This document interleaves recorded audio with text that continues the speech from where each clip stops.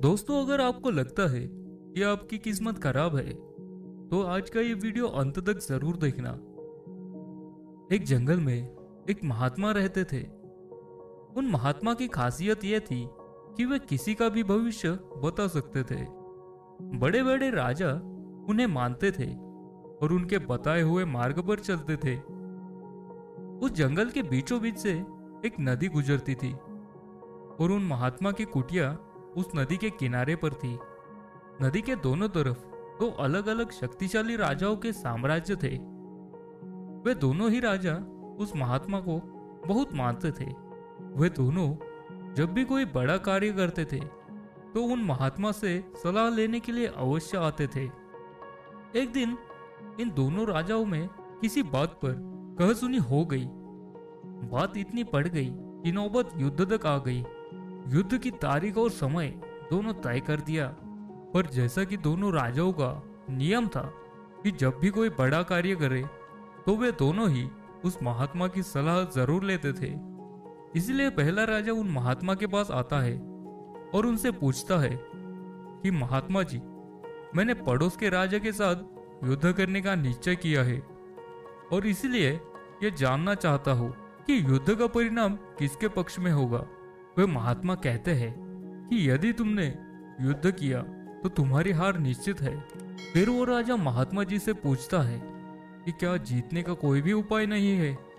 वे महात्मा कहते हैं कि यदि युद्ध किया तो हार निश्चित है। फिर वो राजा कहता है कि तलवार मैदान से निकल चुकी है, अब युद्ध टलेगा तो नहीं, जो होगा देखा जाएगा। फिर वो राजा उसी समय वहां से चला जाता है और अपने सेना से जी तोड़ मेहनत करने के लिए कहता है। सभी सैनिक राजा की आज्ञा मानकर जी तोड़ मेहनत करने के लिए लग जाते हैं। दूसरे दिन दूसरा राजा उन महात्मा के पास आता है और उनसे पूछता है कि महात्मा जी, मैं पड़ोस के राजा के साथ युद्ध करने के लिए जा रहा हूँ, इसलिए मुझे इस युद्ध का परिणाम जानना है कि युद्ध किसके पक्ष में रहेगा। वे महात्मा कहते हैं, निसंदेह जीत तुम्हारी है और उस राजा के पास तुम्हें हराने का कोई उपाय नहीं। उन महात्मा की बात सुनकर वो राजा बहुत ही ज्यादा प्रसन्न हो जाता है और सीधा जाकर अपनी सेना को ये खुशखबरी सुनाता है कि युद्ध में उनकी जीत पक्की है। ये बात सुनकर उस राजा के सैनिक भी बहुत खुश हो जाते हैं और युद्ध की तैयारी में लग जाते हैं। समय बीतता है और युद्ध का दिन आ जाता है। रणभेरिया बजाई जाती है और युद्ध शुरू हो जाता है। दोनों सेनाएं एक दूसरे के साथ भिड़ जाती है और मारकाट मच जाती है।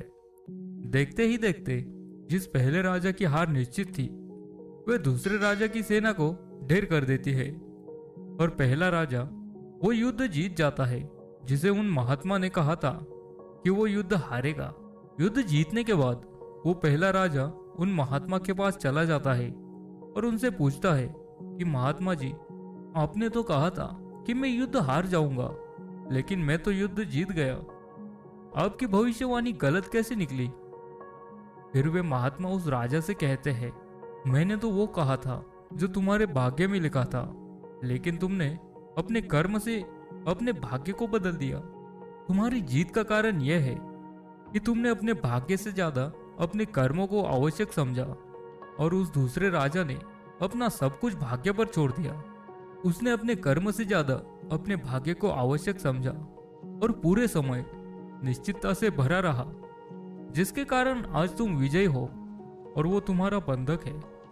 दोस्तों, ये बात सच है कि सब कुछ हमारे हाथ में नहीं होता, लेकिन ये भी सच है कि बहुत कुछ हमारे हाथ में होता है, लेकिन हम उसे भी भाग्य के भरोसे छोड़कर जीवन भर रोना चुनते हैं। दोस्तों, लोग जानते हैं कि स्वस्थ कैसे रहा जा सकता है, लेकिन समय न होने का बहाना बनाकर वे अपने अंदर बीमारियां पालते रहते हैं और जब कोई गंभीर बीमारी हो जाती है तो वे लोग अपने भाग्य को दोष देना शुरू कर देते हैं। दोस्तों, अगर आज हम किसी समस्या में हैं तो वे सिर्फ हमारे पुराने गलत कर्मों के कारण है और कल अगर हम इस समस्या से निकलेंगे तो वे सिर्फ आज के अच्छे कर्मों के कारण।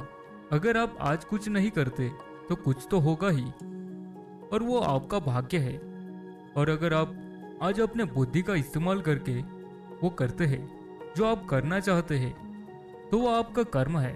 तो ये आपके ऊपर है कि आपको कुछ करना है या अपने भाग्य के भरोसे बैठे रहना है? ये प्रश्न आवश्यक नहीं है कि भाग्य पहले से लिखा हुआ है या नहीं, बल्कि आवश्यक सवाल यह है कि क्या हम उन चीजों को भी भाग्य के भरोसे छोड़ रहे हैं जिन्हें हम बदल सकते हैं। दोस्तों, आज की ये कहानी आपको कैसी लगी कमेंट करके जरूर बताइए, और अगर आपको ये कहानी पसंद आई तो अपने दोस्तों के साथ इसे अवश्य शेयर कीजिए।